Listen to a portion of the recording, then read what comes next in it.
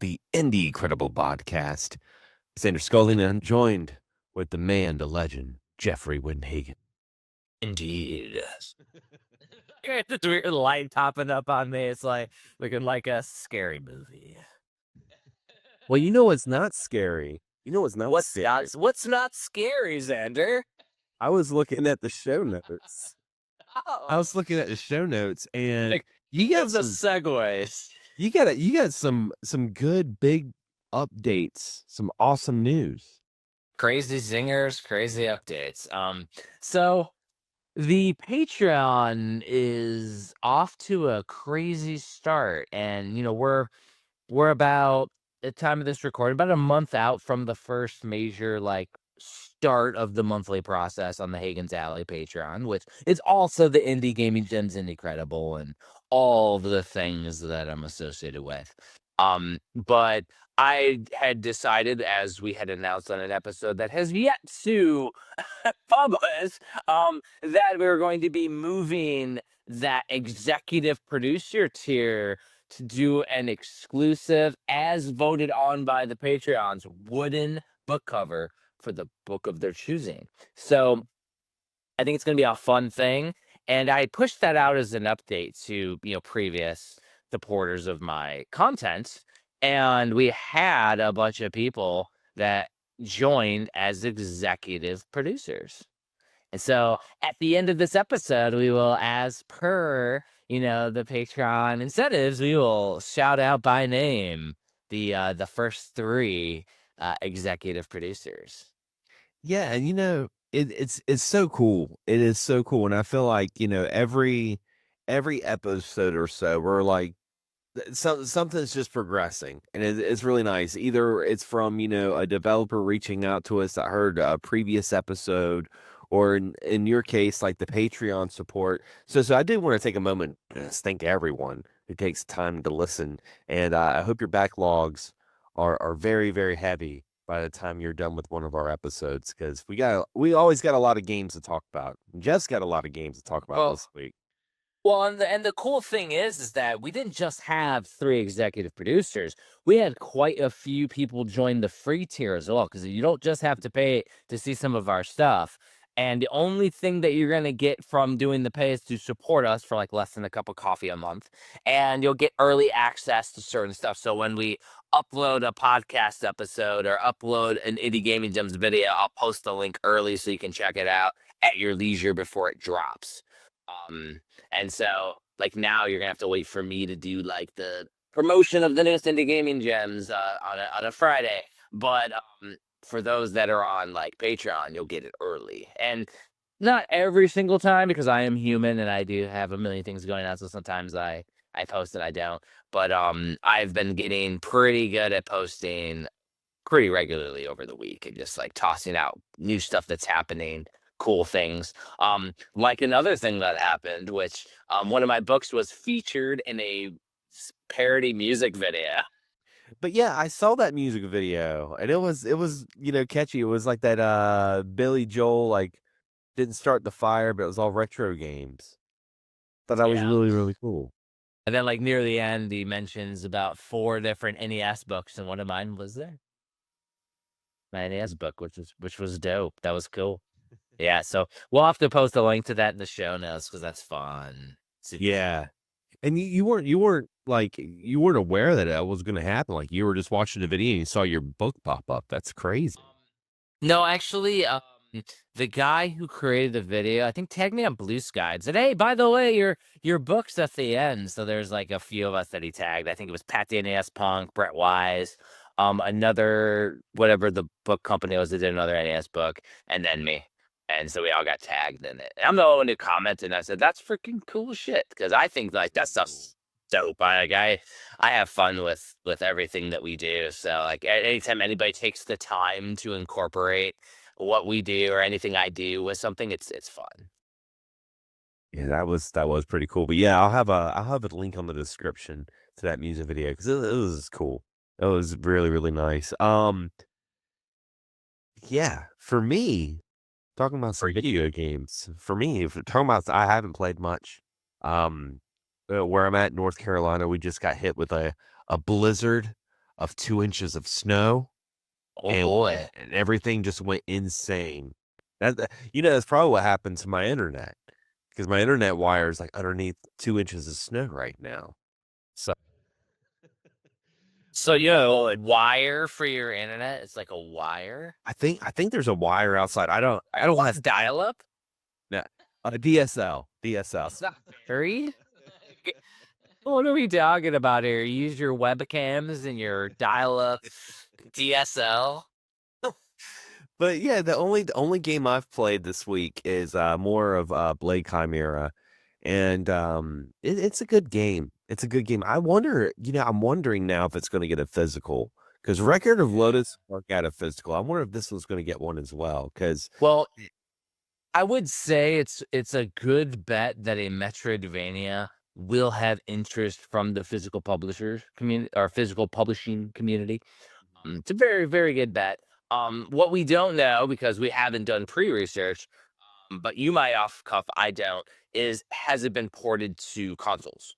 Because um yeah, so if it has been ported to consoles, then literally every physical publisher is typically interested in Metroidvanias. I know when I was with Premium, 100% we were interested in a Metroidvania, but that was because like that's my jam. So I'm like, yeah, hell yeah, let's go toward it. But I mean, you never know because as we're in this middle, transition period between Switch and Switch 2, some of these other physical publishers might be taking things a little slowly to wait out the community and see if people still have the appetite to pre-order yeah. and purchase physicals. Yeah. Indeed. Well, we'll have to keep you guys updated with it because I do recommend it. It is a good game. Oh yeah. If you I still haven't played it. I need to. I have it installed on my Steam Deck, but I need to play it. And so that might be one that I fire up this weekend in the middle of my shenanigans as I do things. It it Always doing picks up something. it picks up quick too. It's not one of those games that, like, takes a minute to, warm up. Like, it's right there from the get-go. Like, the battles and the mechanics start to progress as you progress, like any Metroidvania. But, from the get-go, it's not like you gotta watch this long cutscene. And, the story is very, bare bones. You're like a demon slayer. You're like a demon slayer in, like, a cyber world. It's awesome. Good stuff. I can't recommend it enough. Yeah, I mean, but yeah, so it's you've been snowmageddon out here, West Texas on the border. As things are getting spicy for that, it's been like 12 degrees, man. Oh, wow. 12. And I'm like, I thought I was gonna be cold when I move up north to Denver, and I'm like, no, I went running this morning and I was all bundled up. My fingers with gloves were like freezing to the where they're in pain while I'm running, like Oh, exerting. yeah. Like it was insane. And the thing is though, is it's not too wet out here, so we don't get a lot of rain. So we had snow like a few weeks back just because it's been so cold, but like there's no precipitation. So it's just been cold as shit in the mornings because I mean, again, Texas desert gets cold as hell. But then it gets to like 30 degrees. I think this weekend is supposed to be like 60. Oh, wow. So I'm like, what the hell? Like, where's that? But as long as it get like, I don't mind if it gets a little cold, but like 12 feeling like 0 out here in Texas. I'm not in freaking Indiana, Chicago anymore. Like, leave me alone. Let me stay warmer. Damn. So I'm wearing a long sleeve shirt. Your bones start to feel it, that's for sure. Oh yeah. And I mean, before this, I was in Hawaii. So imagine, all I have is shorts and t-shirts, and I'm like having to buy cold weather crap. It is what it is, though. It's been snowing ever. I saw that one of my buddy, Joe, he lives out in, he runs Rad Bar and Radcade, like Rad Arcade. Um, he lives out there in Destin, Fort Walton Beach, Florida, and they got snow in the panhandle of Florida. I'm like, dude, like something's happening. Hell's frozen over somewhere.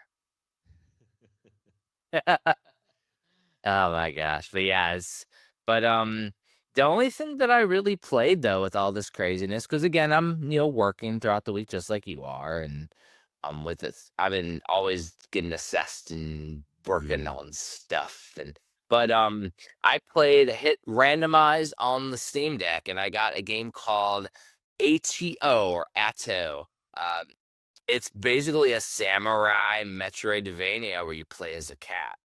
Yeah, it looked really, really cool. I was watching this trailer to that. Like NES style pixel graphics. Mhm. The cat has a little samurai hat on, like a little rice gathering hat. And you sit there and you attack with your sword. You can swipe up, swipe like the actual mechanics of the sword are excellent to where you can control them. You go through the enemies are pretty easy to beat along the way. Like you just slash them up real quick. And unlock a lot of cool uh like abilities as you go. The ability gating of a Metroidvania where you can eventually get like a zoom, or you can get a like a low dash or a double jump or a different type of an attack or an attack dodge. And every single time you go, because at the very beginning you get to like your girl, your wife, whatever she may be, and they steal your baby. Oh, that's And cool. so the all these little samurai guys carry your baby off, and as you go, one of the minions stays behind and you do these boss battles, like samurai battles. And they all have a little gimmick to them, and it's really, really fun to do. Each one to figure out their tells.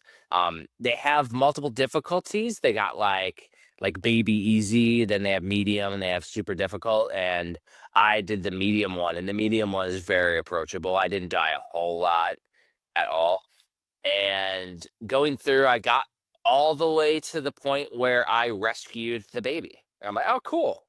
I beat the game. Awesome. The mini Metroidvania is done." And then you go back to the house and you get knocked on your head, and then they take your girl. The baby's in the house. So then you get dropped down you go to some kind of new area, and I think I accidentally skipped part of the cutscene, so I missed like the actual like what the hell happened. So I don't know if they killed her Marion style from Double Dragon 2 The Revenge, or they just kidnapped her or whatever. I don't know. But yeah, I'm at that point now, and I'm like, "All right, now is a good time to pause and set the game down," because at that point, I don't think I've died much, and but every time I got a new ability though, because the map wasn't super long, I was able to backtrack and collect these little collectibles. The collectibles, they were pretty cool though, because some of them were like these little slivers, and then you get 3 slivers, you get a whole new thing of health. And so each there's like 3 slivers inside of like almost like a triple yin yang looking thing, and you lose a sliver every time you get like multiple slivers when you get hit. And there's these other collectibles that are like these little like stars, and I was like, oh, let me just collect them because of whatever. And then later on, there's these gates that you have to use the stars to get past. So I had collected a few, so I was able to get um the gate through the gate and unlock some stuff too. So the game's super fun. I enjoy it a lot. There's a little exploration, but heavier on combat and mobility. And then, yeah, there was a crazy one where I was like chasing after one of the bad guys. This is before I saved my kid. I don't know if it was a boy or a girl, but saved my kid. This character was like zooming all over the place. So after I finally beat him, he dropped the zoom ability, and you hold this button, it goes well, he, like, zooms as you run, and it's super freaking fast. It's so satisfying to, like, zoom around this area, so, yeah, this ATO game, ATO, it's in that realm of indie games that have a terrible name, you're never gonna be able to find them based off search engine optimization. Yeah, that It's was, fucking great. and you would have no idea what the ATO would be, like, what kinda game was that? I am looking at it on the Steam page, and, yeah, it was released in, May of 2020. It's like 15 bucks, 14.99. Oh, One you're thing still Yeah, and one thing that I really gathered that I really like is all the, cherry blossoms, by the cherry blossom. very beautiful. Like, it's a pretty game, like, very pastel-y, I like that. I'm a big Well, fan. like, every biome, like, changes the color a little bit as Oh, you go through it. nice. For the cherry blossoms, and, like, so it goes from, like, pink to orange to different colors, and then the second half of the game, it, like, changes to different environments as you get knocked out. Yeah. I'm in like so where I'm currently at though, there's some kind of puzzle required to progress. Cause like I've went to the left, went to the right, couldn't figure it out inherently, and I don't look things up too easily. So I was like, now's the time to pause because I'm at I don't know if that's the midpoint or that's the second act. But that's where I'm at is in the second piece of the story. And I love when games do that. This game has some depth, there's some personality, beautiful graphics, pixel style, Metroidvania. Like it's all excellent. And another one that you had listed, this is actually a cheaper game. It's This is the Are we moving on the horizon? I think we are. Well, did you have any other games that you were talking about? I'm sorry, I'm like jumping around because I've only played Blade Chimera. Like I'm one and done. You know. Scramble it up, Xander. Scramble it up. Because I mean, yeah, we'll talk a few of the on the horizons, and then we got some stuff for we'll say for next week. Next week. But yeah, we could jump over to the on the horizon because I have some stories that I will say for the next episode because I got some cool stuff. We don't want our episodes to be 17 hours, people. Yeah, true, true. A lot of chill, cool time with us. But this one, yeah, it's a cheap game. Like as of now, it's like 30% off. But End of Nights.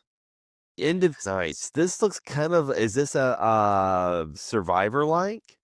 It is a hack and slash 2D fighter, and it absolutely, from the videos and the screenshots, looks like a survivor like to me. And so when I see them, because Survivor, like as soon as Vampire Survivors hit, you know that there's going to be a lot of people taking inspiration, trying to cash in, because Vampire Survivors was such a simple premise that it's a surprise it's never been done up till now. So Yeah. because it's so simple, though, people can crank these out with any type of aspects. So when I see them, though, I try to pick out the ones that do something interesting, unique, or something that grabs me. And this one, it was simply the aesthetic of fighting these hordes of like enemies. Yeah. I saw that and I'm like, "Ooh. Oh my. Yeah. This is good." And it looked like an interesting progression because it splits up all the levels to waves of enemies. And then like each one, because like one of the screenshots that's on the thing shows like different upgrades. And so these upgrades though, like have a progression. Like one says you have upgraded a rune to level 3 with a magic attack. So you could upgrade things and get other achievements on top of this. There's like stackable upgrades. Oh, So nice. it looks super cool to me. I mean, it's one of those where any of these that go to on the horizon, I'm either have them in the wish list or I've already purchased them. I need to play them. Like every single one. And it's just time in the day because a lot of these, like this game's what, $2, $3 right now, Yeah. 30% off. Like super, super worth it. Yeah, I it's a mean, it's just game I'm gonna probably be buying this after we're done with the episode. Price. Like, cause I mean, I was grabbing like the B-roll, but I didn't sometimes I grab the B-roll, I don't have a chance to look at the price itself, but I knew like it's not gonna be too much, but I looked and I was like $2 and it looks so good. It's like that top-down hack and slash, and I love the animation. Like when he's like swinging that sword, he looks like he's swinging for dear life and just like yes. mowing down like orgs and monsters, and I'm like, Like this is yeah, this is my kind of game. My kind of game right there. yes, it has some meat to the swipes. Um, this game too was released as September of 2023. So again, not every game that we're finding, we're coming across. Like it's not they're not all brand new. They're new to us. Like where the hell, like who's been talking about End of Nights? I've never heard of it mentioned. Like that's this podcast. That's the Incredible Podcast way. We find stuff you never heard of, and oh, by the way, this came out 2 years ago. We need to support indie because of the 60,000 games a year. And yeah, this one developed by Adam Bevis. So he developed and published it. So it looks like a single person developer publisher style, which is always great to see too. Somebody like doing their own 100% positive. Yeah. Crazy. Yeah, I mean, and the price to boot, I mean, it's good. I mean, you can't turn down a $2 hack and slash. That's good. You know, And you can't say here's the no. best thing about the roguelike. You unlock and upgrade skills by completing challenges. These skills are kept between every new attempt, which I love. I love Mhm. progression with experience in these type of games because it makes you feel like you're actually earning something. Yeah, That is and the best. I'll tell you another game that was on the horizon that looked really cool, and that was, School Hero. Yes, School Hero. Man, you jumping around. I love it. Yeah, dude. Yeah, so School Hero. What does it remind you of, Xander? Because immediately something came to my mind as soon as I saw it. River City Ransom, like River City Girls, especially. Maybe some Scott Pilgrim in there. Scott Pilgrim versus the World, the game from Xbox, which they redid for Switch. 100% this art style looks and feels like Scott Pilgrim to me. I mean, now from the battle mechanics, 100% you can see River City Girls 1 and 2 in there. But like it really because the characters have those big heads with the big Mhm. eyeballs, like it looks exactly to me, it looks exactly like Scott Pilgrim. Um, yeah, this one was released like a few weeks ago. This is brand new. To a 2025 game. Yeah, and Yeah, I'm so looking at the, and you guys won't believe this, I'm looking at the price right now, it's like a $4 game. so it's a budget style game. Now keep in mind, like with these games, like it just because they're only a few bucks does not mean that they're a short game or a cheaply made game. It's more so people on and developers on Steam try to competitively price their games in order to garner sales because as we will continue to mention 60,000 plus games a year you have to stand out somehow Yeah. and to be seen in this shop to be able to be part of those Steam sales. There'll be constant sales, and that we as gamers love that, taking advantage of that. But also, that's how that they stay afloat. It's why it's very interesting that some of the Metroidvanias, some of the Survivor likes, Souls likes, they don't like to put those stigmas on their games, but Mhm. then it hurts their searchability. 'Cause if you don't put a Metroidvania, you're not gonna a Metroidvania lover's not gonna find you, who would love to play your game. So Yeah, and sometimes I think too, and I can get your opinion on this. I think when the game's a little cheaper, you're more likely to be more embracive on its inspiration. Because like School Hero, like you look at it and you're like, that's very like Scott Pilgrim, River City Girls. Like you can definitely see that. And if this was like a 20 $25 game, I'd be like, I'm I'm just gonna wait for it to go on sale. Like, I would wanna check it out, but I'm like, "I'm not gonna spend that much for that." But I see that's like $4. I'm like, "Ah, yeah. Yeah, why not?" I mean, does that ever, like, feel that way when you're looking at the games on Steam, you know? I think the price of what you spend on something does affect the way that you think about it. Because if you spend $40 on something and you beat it in an hour, you're gonna feel much differently than if you spend a buck on it. Spend a Yeah. dollar, $4 on something, it's like, okay, again, less than a cup of coffee, like we're okay. I can do that. However, the one thing to keep in mind, and this is something to even look at this one, is that you gotta be careful because we haven't played these. These are on the horizon, right? Gotta Right, be right. careful. This could be a port from like a mobile game where you play with your thumbs and then the controls don't hold up. So Yeah. that's where when we talk about like buttery smooth controls in ATO, Atto, and all that, like that game, absolutely. But if you look at it, some of the animations and the way that the art looks, especially there's like this giant looking skull boss that's coming at you, they do look a little mobile-ish. Mhm. Um, and so if somebody's porting a mobile game, you can see like that. And I'm not talking about like that mobile games are bad. I'm like, it feels a little It's got its own interesting. it's got its own aesthetic. Like mobile has its own aesthetic for sure. Yeah, and so not saying that it is because it may not be, but I just you have to when you and just in general, as you go toward the games that are $4 and less, you just have to be careful that some of these were ported from backward. Now we've seen the opposite where like a Balatro gets ported to a mobile after it's already gotten and is still polished on the mobile. And new mobile gaming is different too because now there's a pretty good compatibility with Bluetooth controllers and things. Whereas back in the day, you have to use your damn on screen with your thumb and shit sucked. Yeah. That's not the case anymore. That being said, there is a mini game on this that has a D-pad on it. So fingers crossed that this was actually programmed with Steam in mind.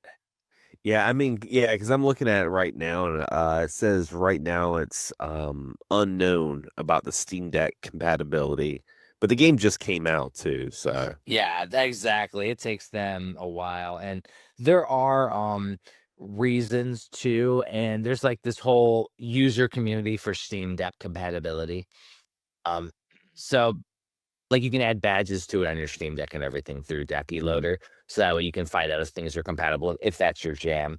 I usually just test it, and I'm okay even if it's not fully controller compatible because I do have a Bluetooth keyboard that I can use. That yeah. like I just make shit happen. Oh yeah, and then they got all those contraptions now where you can like put your cell phone in and it looks almost like a like Joy-Con. It's like the backbone. That's what they call the backbone. So this controller, you put your There's like a new one that's like magnet, and you put it on there, and then it flips down. It's like a little skinny one too. Like there's a little flip down one. That one's on Kickstarter right now too. That one looks pretty dope. But like, there's one. There's and the thing is, there's stuff like all over like Temu and AliExpress. There's one that looks like a Super Nintendo that goes into your. But a lot of those that I see though, are I have an iPhone, so a lot of those are only Android because of the USB-C connection. But I mean, if it's Bluetooth compatible, I could use Bluetooth. I also don't play games on my phone except for like Picross and little mind games and Duolingo and stuff like that. That's about all I do on my phone. Little time wasters, like the crazy Konami Picross that I finally beat last year after like 5 years or 6 years. So like that was wild. Now I do one that's community driven. It never ends. endless entertainment. It's like this game right here. This is Like like tequila, right? this look like this can be some endless entertainment right here. Let me make sure. Let's see. I don't want to like throw that on you, but Iron Diamond. Iron Diamond. Doing the voice. This one is a Metroidvania, so right in my alley, and it looks dope. It was released late last year in the fall in 2024. Northvolt Games developer, and I mean the game looks excellent. The character though, interesting, right? You know what the character makes you think of? Makes you think of like not playability, but just aesthetically, artistically. It makes you think of Vector Man. I was gonna say it's a think of Vector. Yes, it was like I was like, dude, that's Vector Man. Like Vector Man if he was made out of like blue diamonds. Yeah. Yeah, Like super cool.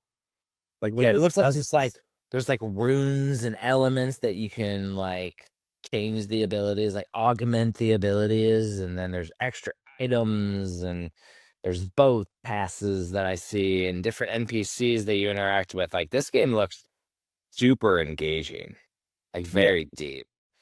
What's the price on this one? Because mine doesn't easily show the price. As of now, as of recording, it's $7.99. So less So than 10 bucks. so so $8 MSRP.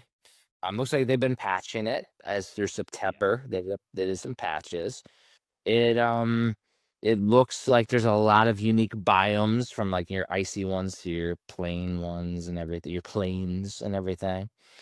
But yeah, it just has that to me. Besides for having, the little Vector Man thing, it has like a little scorpion tail, which is interesting. But also like a lot of aesthetics from a Hollow Knight, just from the mobility perspective, and like there's constantly tons of like jagged spikes everywhere. Yeah, I was about to say the dashing that it does makes you think of Hollow Knight. And I'm looking at some of the schematics and it says it's playable on Steam Deck. So it may have some issues with Steam Deck. I'm not sure. I mean, you would know that better than I would, but I do want to say that it's similar to games I've played, including Blade Chimera. Blade Chimera is, like, relevant to this, so it's probably in that kind of, biome. Oh, the crazy thing is there are 15 unique areas or biome or 17 unique areas Yeah. and biomes in this game. This game has 20 different runes. Each rune is a unique ability. 30 other items that can be upgraded, traded, purchased in stores, like a map that grows as you explore. Tons of over a dozen bosses. Like this game looks crazy. Yeah, it Like looks like it's packing a pretty good punch, and it's got an overall, uh, pretty positive, uh, user review on the Steam store, so, yeah, 86%. Yeah.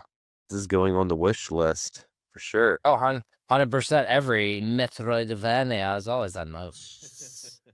But yeah, that's why like this sucker popped up, and I'm like, oh shit, this one is finally dropped. Yeah, because I mean, there's some of these where I was tracking these like through the Metroidvania Chronicles is on the horizon, like when I was doing the Metroidvania Chronicles, and freaking crazy, Now crazy. this last game, Elise, looks Elsie. really Elsie, I had to scramble it. Elsie. Because my daughter's middle Yes. name is Elise, and it's Elise, and Elsie is Esie. So yeah, Elsie. This one's a mixed bag, pun intended, because it's a mixed reviews. But Night Shift Games is the developer, and it is a 2D platforming, roguelike, side-scrolling, bullet hell. And so when you get roguelikes that add bullet hell aesthetics, you're going to have mixed reviews though, because people inherently don't like to be overpowered. And these games tend to take things to the extreme. I'm not saying that this game does, but I'm saying that like these type of games tend to frustrate casual gamers. And it was only released in the fall, just like the last game, so it could be that people just didn't dig it because the graphics in this game, they look freaking cool, like, really beautiful. Yeah. Like it's just colorful, pretty, got that, the, cyberpunk aesthetic to it with some neons in it. Like, Mm. definitely looks cool as hell. Oh, it almost played music. It almost played some music. Turn off music, you nerds. Yeah, this was because apparently there's a voice cast in this. Oh, wow. So, like, it says because there's a whole cinematic trailer of the voice cast. So, like, this is like wild. Like, why do I keep on getting sound? I don't know. I don't. It has a really cool, like, intro. Like, little I Yeah. was watching, like, the trailer, and it's got, like, this, like, little song, and I was like, "Man, that sounds really cool. I like that." Like this is the first because this doesn't happen often. There's like 10 videos on this Steam page.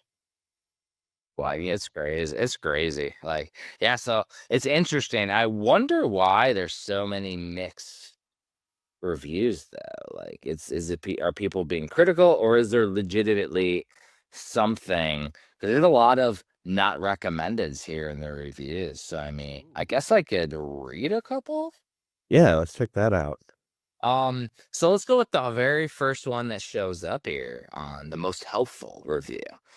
This one says most helpful overall. It's a not recommended. Played at 7.5 hours. There's good stuff Ooh. here, but it just doesn't feel like a cohesive experience yet. I've encountered mechanics and obstacles before their tutorials spawned for me several runs later. Several runs later, because it's a roguelike. Mm, there's a fair few misaligned text boxes and missed punctuation. I personally don't care if there's some missed punctuation. I'm not a editor when it comes to playing my video games. Now with the tutorials, do you think that that was prescripted by the developers to allow you to try to experiment with them until they showed you how to use them? I mean, I know the Nintendo generation loves to be handheld and guided through everything nowadays, but coming from the classic NES experience, they don't tell you shit, and you just figure it out. Yep. So, do you think they did that by design? And it's like some of these people are just used to modern hand-holding aesthetics, maybe? Yeah, Um, that's a good question. 'Cause I mean, judging from, like, the way the game is, I feel like it would be a little more on the modern side, Uh-huh. of having to, Well, how to and then being introduced. with a little bit of the clarity through the to the next part of the sentence here, I've had runs, and this is interesting, where the majority of my upgrades involved improving my drones, but I hadn't had the ability to summon drones yet. Oh, wow. So that's a problem. I feel like that is not handled, and that is a problem. Um, Now the complaint about the stories and the characters, it's fine. There's a dark picture, and then it's lighthearted and colorful. Like, so in other words, like there's this storied undertone, and then there's lighthearted characters being fun and having fun, and everything's dark and dreary. So basically, this person didn't like that there was a little bit of uneven. Interestingly, though, the developer has responded. Oh. And so we're combining reviews to build a comprehensive list of bugs, issues to investigate. Thanks for highlighting what you ran into. So that is really cool. And the developer actually takes time to not only, look at all of the reviews, but then, respond in a constructive way that they will take everything into consideration. Now, like, people going in and being harsh about how somebody writes or does a game, I don't think that that's something that is fair to a developer because they created the game. I'm not going to tell you how to tell your story. I think Yeah. it's your story. If I don't like it, I just say, yeah, I didn't care for the story. I'm not going to say, well, you need to improve this, but way. Because if you don't, my way or the highway, people, is what I'm saying. Yeah, yeah, it still looks pretty interesting. I will say out of all the games that we've talked about, on the horizon, this was the most expensive one. And here's the thing, this goes hand in hand with your assessment that people, when they spend a little more money, feel the need to be a little more critical. That's a They good point.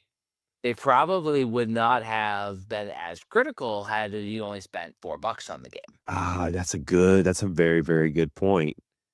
And you can tell the general user doesn't care that this developer has 20 different voice actors they had to pay, so the price had to probably be higher. I mean, you got to think about it like there's a cost aspect there. When you do really cool stuff, it costs more to make the game, so then you got to charge more. But then when you charge more, people are going to nitpick all the little nuances because they invested their money. Yeah. So, interesting. That is very interesting. Ties it all in, Zed. They ties it all in. It's amazing. It's awesome. But yeah, like it's a very interesting perspective here, like to think about is like the less expensive indie games tend to get a little more leeway from the Yeah. community. Yeah, because I But learned this also out. But also, like, it could be we could look at, like, sales numbers, and I bet some of these other games sold more, which means you'll have more critics versus something that doesn't sell as well, doesn't have as many people play, so not as many people review it. Yeah, So, true. that's another aspect to consider when looking into it. Very weird and wild stuff. That's something I would love to hear, in the comments below from the folks that are listening. What would you guys think about this? Because yeah, I feel like it's a pretty deep discussion about the price in indies. Because yeah, there's plenty of times that I bought a game, especially on the Switch. I had a really bad problem where I would go on the Switch, and go to the eShop and go to like recent releases, and I would try to find like the cheapest like games. And, like, some of the games I would get were, like, really good, and then some of them were just I mean, I use good judgment. I wasn't gonna just buy, like, something I knew was gonna be crap, but I remember it was, like, this game that had, like, the Wukong character, Journey to the West, and it was, like it was a, platformer, and it looked kinda retro-y, and I'm like, "Huh, it's $1.99. I'll try it out," and it was a port of a mobile game, and it felt like a mobile game. It was Amazing. just wasn't good. Yeah, and so that's the thing that's interesting is like with what we're bringing forth with indie gaming gems and in the indie critical podcast. Like I'm just using my lens of experience reviewing games for like 20 years with books and websites, and then combine that with like what I would have signed as a publisher, and it's like pulling out diamonds out of the air every single week or sometimes multiple times a week, like craziness.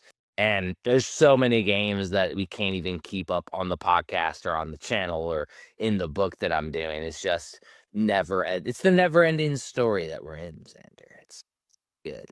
But it's very interesting because yeah, it's like putting that lens, but then just finding the ones that connect with us as gamers. Because it's not saying that we're picking all the good games or we're picking the best games. You're picking the ones that connect with us the most. Yeah, yeah, it's, coming from someone that used to always retro collect and all that stuff, the thrill of the hunt is there with the Steam store with me now. Like, that's what I'm when I go in the Steam store, It's I'm new. yeah, it's nice, I love it. And and I love my physical collections. I love retro gaming. I still collect retro. Very, very curated though. Like I don't pick everything.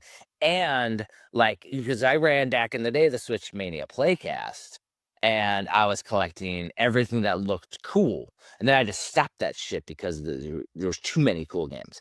And I decided, and this is when I turned the page is like, I'm going to do the thrill of the hunt with Switch later. It's okay. I did that shit with NES and with Super Nintendo and every system, and it's fun as shit to do. So I'm going to collect them. Some of the games, sure, they're going to be expensive as hell. I'm Yeah, gonna be like, damn, I should have bought that fucker for $40 when it came out, and now it's 200 or 2,000. and I'm seeing that now with Switch. Legit. And it has not went through it has not went through the pragmatic trough of no value where everything has to drop down and you get your Nintendo games for $1 at the flea market. That's when all of the casual gamers start selling their stuff at yard sales and that, and everybody nabs them up. And now with all the different reseller communities that swarm through all the yard sales, like good luck finding the dollar deals.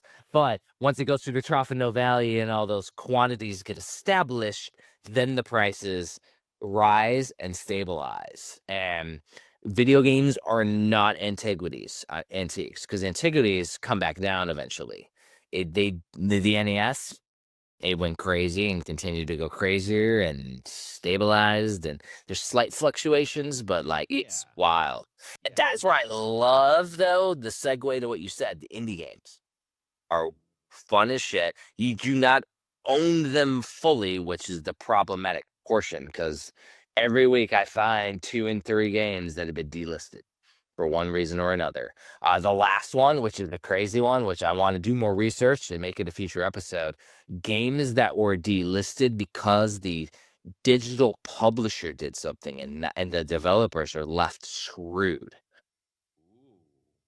'Cause there's like one that I covered on Indie Gaming Gems in one of the latest episodes that I am currently editing is the game is not available. You look it up online and you can see on the Reddit thread from the developer, yeah, my digital publisher got in trouble, got all their games pulled. So there's like 20 indie games of all different developers that are pretty much shit out of luck because that digital publisher's gone.